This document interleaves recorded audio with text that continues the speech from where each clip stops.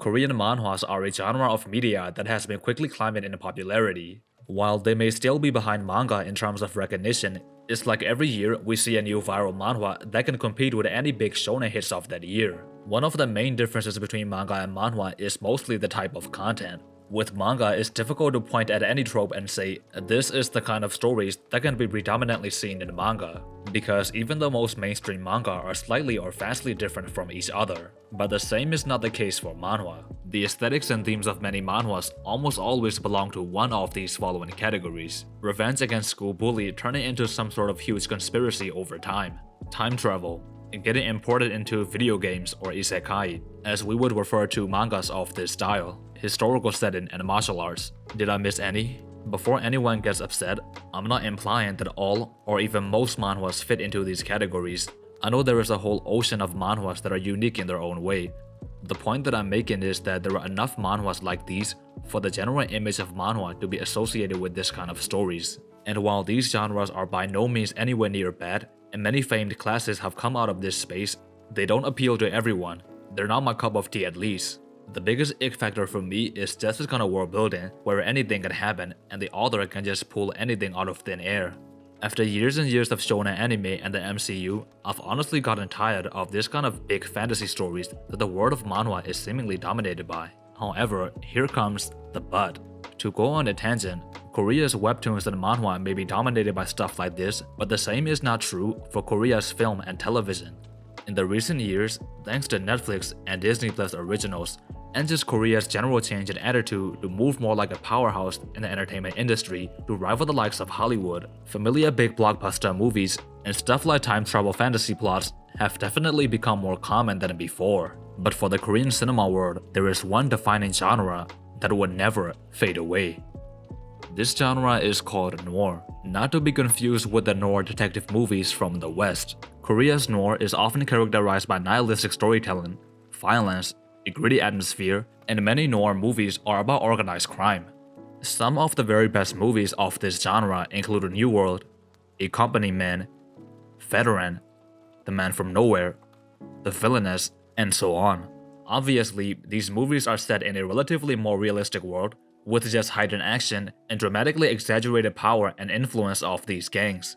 So to tie this back to our main discussion, if not a movie but a manhwa exploring this kind of story existed, in theory, someone who isn't into the superpowers and the time travels would probably love this, right? Well, such is the case for me at least. And to be fair, there are many quote-unquote noir manhwas.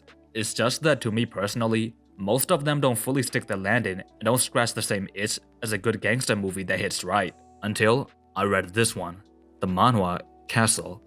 Castle was written by author Jong-young, not the Twice member, and it follows the story of Kim Shin, the son of a detective that was murdered by an assassin affiliated with this organization called Castle. Castle has ties to everything that you can imagine, from politicians to overseas mafia and the people in the military. Castle comprises multiple subgroups, with each handling different branches of their business. Kim Shin made it his life mission to kill the assassin called Baek Do-chan, who took his father's life, and also the chairman of Castle called Choi Min-wook. To be completely honest, Castle at the start of its run definitely felt a bit generic. The straightforward revenge plot and the less than stellar artwork does not help either. And funny enough, there is a small school bully arc in Castle as well. But trust me, you have to keep reading. Throughout the story, Kim Shin spends most of his time making alliances with enemies of Castle to put together a team to oppose them, and you quickly realize that the revenge story is at best just a setup. Where Castle truly shines is in the character writing. The main story is about companionship. It's about morals and the trials and tribulations that the characters go through. To explain to you the selling point of Castle, the character that we have to look at is not Kim Shin, but this character called Kim Deon. From this point on, I will be mentioning some spoilers from the manhwa, so there is your warning. Kim Deon was a student of the man named Kang Min-sung, who also trained the protagonist Kim Shin, Kim Shin's best friend Seo Jin-tae, and the deuteragonist Pyo Jin. These characters are also enemies of Castle in the same way that Kim Shin is, and Kim Deon and Pyo Jin are best friends hailing from this crime-ridden area called Hwaeam-si. And there used to be a time when the duo fought together against the invading Hasan group, which is one of the pillar groups of Castle. At some point in their fight, they're gonna actually turn on his friend and flip to the enemy side, working under Yoon Dok-soo, who is one of the mid-tier villains that work with Hasan. However, in actuality, Dagon swore fealty to Yundoksu in exchange for his friend's safety. His entire story is one of personal sacrifice. This selfless decision will cause a fallout between Dagon and Chasumin, who is also a Hwayamshi native and a best friend to both Dagon and Pyujin. And deep down, Chasumin, although unaware of the true intentions behind Dagon's betrayal, still never gave up on him. I haven't seen this kind of emotional storytelling focused on friendship and love since like the golden days of Naruto. The word is depth. I say this with every manga and manhwa that I cover on this channel. It doesn't matter if the story is about demon kings and gods, or if it's about the weekend of an average office worker. If there is depth, there will be emotional investment from the reader. But anyways, getting back on topic, Dagon would become jaded over the years, being the castle's lapdog, and soon, he would have to confront his old friends again. Everything culminates when Gimshin starts putting his plan in motion, and Dagon has to eliminate him as per castle's orders.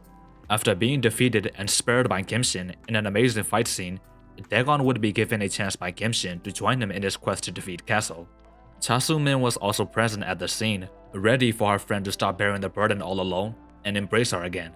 Dagon would take Gimshin up on his offer and become one of his main men. From this point on, he mostly just assisted Gimshin from the sidelines as a loyal subordinate and didn't do too much, but his story would conclude at chapter 78 in one of the best written boss fights I've ever seen.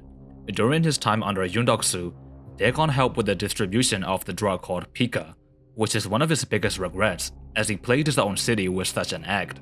Now as a high-ranking member of Gimshin's group, he wants to erase all traces of Pika and Hwayamshi. But the thing is, one of Dagon's followers called Jang Ho has a brother who is an addict and hooked on Pika like crazy. So Jang Ho, out of humiliation, took matters into his own hand and raided the dealing spot and beat some sense into his brother, but everything would crash and burn when they realized that a man named Barista, who is the main plug of this Pika and at least a top 20 fighter from Castle, would turn up at the scene. And now both brothers are screwed. While the big brother tried his best to hold back the enemy, the younger brother would frantically flee the scene and try to reach Kim Deon. And Dagon, being who he is, does not wait for Gimshin or any of his other allies and rush in immediately to save his men. When he arrives, and he realizes that he's up against Barista, he plans to turn back and wait for Gimshin. Since he's outnumbered and has no chance of beating Barista, Dagon tries to convince himself that he's doing the smart thing and that his men would understand too. But deep down, he knows that he's just scared, and this time he doesn't want to run from anything anymore. Taking a moment to collect himself before saying F it, and just charging in to take Barista's entire crew all by himself.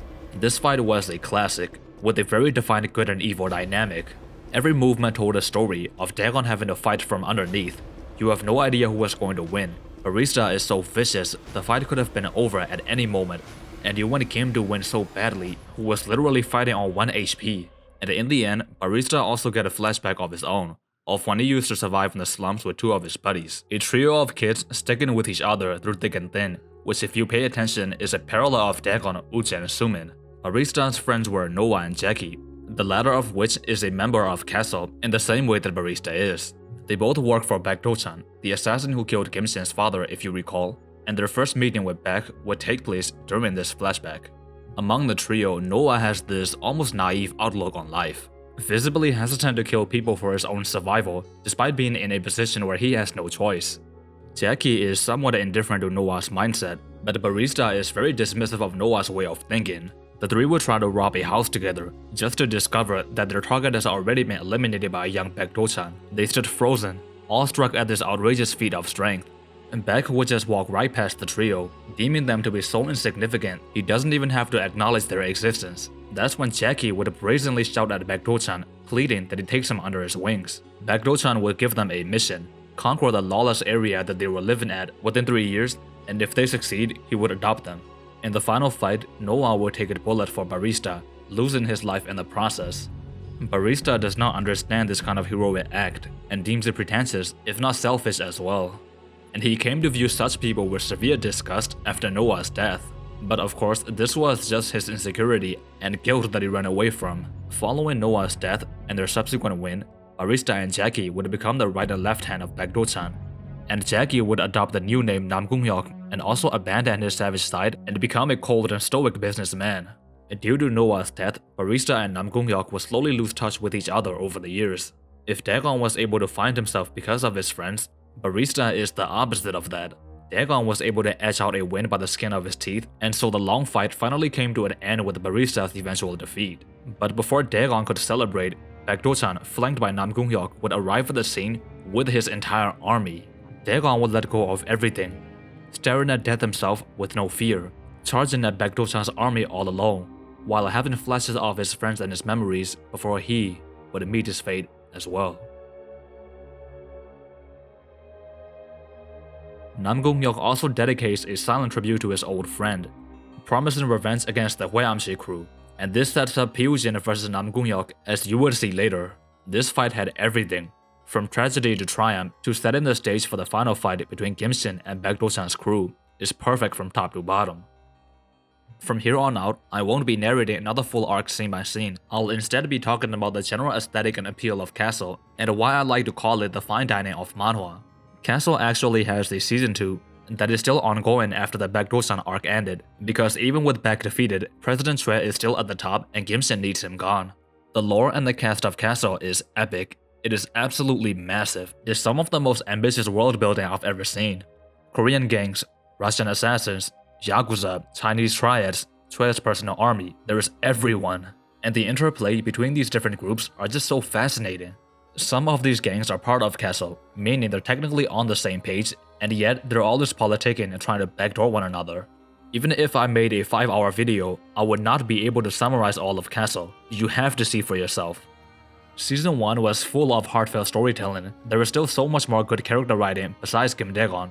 One such example is Shin Tae-jin, a suicidal assassin that works for Castle. He looks forward to dying because he is severely guilt-ridden about some of the murders that he has been involved in. After being defeated and spared by Kim-shin in the same way that Kim Deon was, he spent some time alone, unaffiliated with either Kim-shin or Castle. Later, Kim Deon asked to train with him, and Shin Tae-jin would hesitantly accept, and it's during this arc that he somewhat reconnected with people again and recovered his will to live, and it's just beautiful. And there were these really simple but impactful panels where he just enjoyed the air of the neighborhood and the morning atmosphere, restoring these small parts of humanity that he lost. Going on trips again, interacting with the little girl, and showing his gentle tender side, and it's just warm and wholesome. But like I said, if Season 1 was about these characters, Season 2 is about the politics. It's about every organization under a castle making their move. The story slowly develops from an action manhwa to something like a really dark HBO drama. At the end of Season 1, in a decision that caused many of his own followers to leave him, Kim-shin joined the castle. Of course, this move is just a plan to destroy Castle from the inside, but it's heavily hinted that Kim-shin could become the villain of Part 2. With Baek out of the picture, all the Jonghyun had to step up his writing and offer more than just a generic revenge story, and he delivered. Kim-shin has a lot of enemies. The leader of his old Russian crew that he trained with has now turned on him, and they're going after his friends. The leader of the Chinese triads, Yu Song, is also planning to eliminate Choi, and him and Kim-shin are competing as the two rising young stars of Castle. Yu Song's company Hwajin is currently in a full-blown war with Kim-shin's crew because Kim denied his offer to work together. Yu Song is the 2015 Seth Rollins of Castle. He's the slimiest, most dirty, evil character in the manhwa.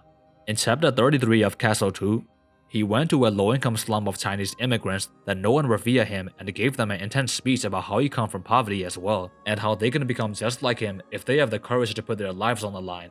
He also egged them on to join him and carry out violent attacks in Korea to create a space for themselves. He even went out of his way to memorize their names while inside his car just to put on a facade and act as if he has so much genuine love for these poor people and remembers them individually, when in actuality he's of course just using them as pawns so he can beat Kim-shin. That's all you need to know about his character.